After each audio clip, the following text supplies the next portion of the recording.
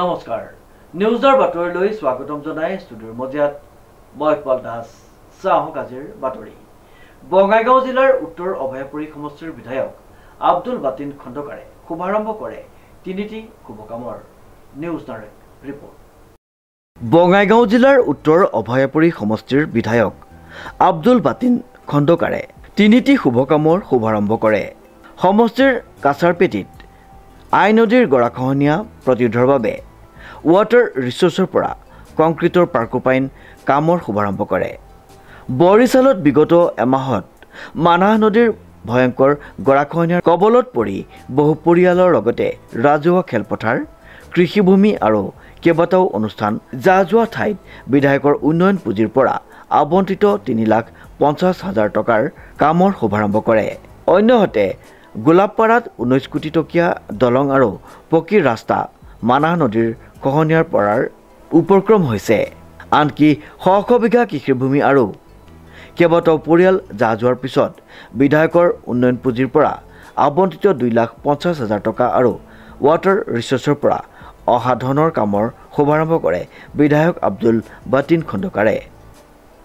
বিধায়ক আব্দুল বাতিন খণ্ডকাৰে বিশ্ব বেংকৰ পৰা মানাহ নদীৰ গৰাখহনীয়াৰ ৰোধৰ বাবে 28 কোটি টকাৰ প্ৰকল্প প্ৰেৰণ কৰিছে বুলি সাংবাদিকৰ আগত জানিবলৈ দিয়ে আনকি আই নদীৰ গৰাখহনীয়াৰ প্ৰতিৰোধৰ বাবে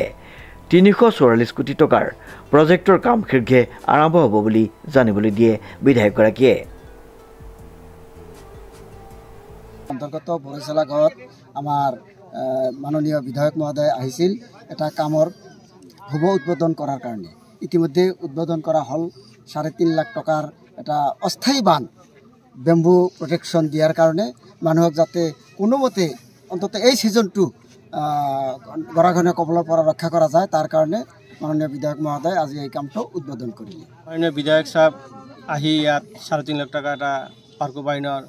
গৰাখহনীয়া ৰোধৰ কাৰণে এটা বান উদ্বোধনী কৰিলে আৰু উদ্বোধনী কৰাৰ কাৰণে আমি